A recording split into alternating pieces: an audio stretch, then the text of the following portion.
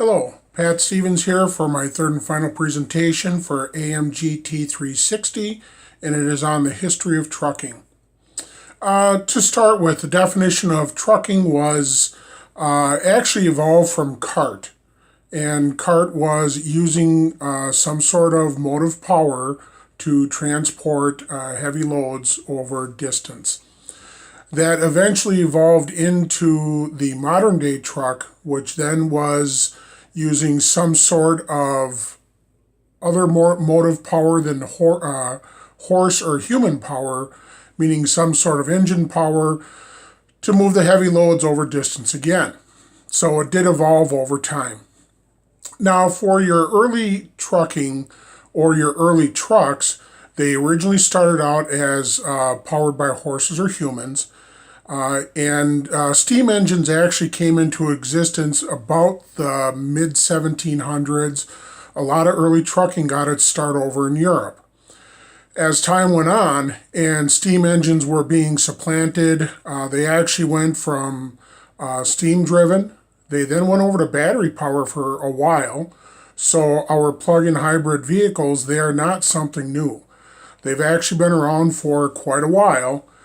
But the plug-in batteries back at that time, they were supplanted by gasoline power back towards the late 1900s, early 20th century. And gasoline was becoming more prevalent, it was becoming more efficient, and much more reliable. Now, Alexander Winton was credited for actually making the concept of the first semi-truck, and that was back in the 1898s. Talking about the steam power, again, it started over in Europe, and it was transplanted into the United States until it was supplanted by the gasoline engine. In 1904, there were only about 700 trucks that were driving across the roads in the United States. But by 1914, that number had exploded to almost 25,000. The early trucks, they were meant to be driven slow for a couple of reasons. They typically rode on solid rubber tires with wooden rims, so you had low vehicle speeds, and more importantly, you really didn't have the roads that were meant to support the loads or the speed with the cargo. But once the pneumatic tires came into existence, the pneumatic tires made a huge difference in transporting the loads, and your speed also went up. Now, 1917 was, for lack of a better word, a milestone date for trucking. That was the year that the Federal Highway Act was signed into existence, and that was committing to 3.2 million miles of road across the United States. Like I'd mentioned earlier, a lot of early trucking was actually confined generally to the cities. After the gasoline power engine basically took the place of everything else, diesel engines came into existence in terms of reliability back in about the mid 1950s. So some early dates here that we have, some early manufacturers as well. Mack Truck, which was made in Pennsylvania, they were back in 1916, and they actually introduced the first closed cab vehicle. Navistar in 1934 actually introduced the first tandem wheeled or the tandem drive vehicle with 6-wheel positions. Freightliner back in 1942 came out with the first all aluminum cab, and then they followed it up in 1953 with the overhead sleeper. With the overhead sleeper, that allowed trucking to go greater distances instead of driving for a couple hours and then having to find a place to stop and sleep.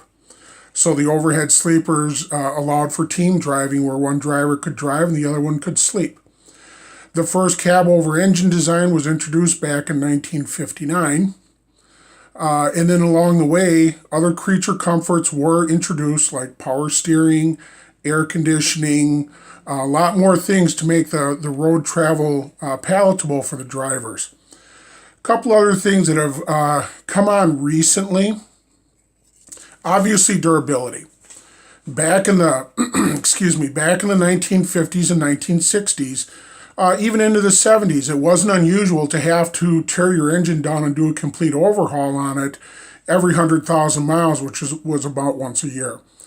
Today, it's not unusual to have an engine go 500,000 miles or more without having to do any major component work on it, which obviously is good. Electronics have been a boon to the engine controls, obviously on the gasoline side and on the diesel engine side.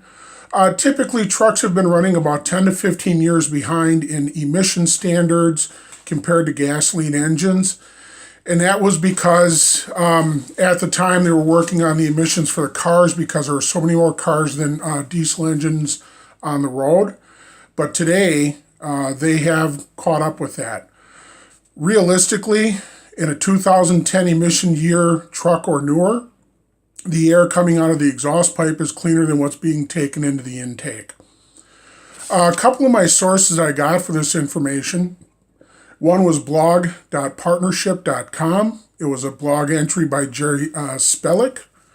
The other source of information I drew from quite a bit was the CDX Automotive Medium and Heavy Duty Diesel Systems book. That's what I use for teaching my classes at Gateway. And then plus I'm also drawing on my years of experience as a technician with International, Western Star, and Freightliner. Thank you. I look forward to your comments.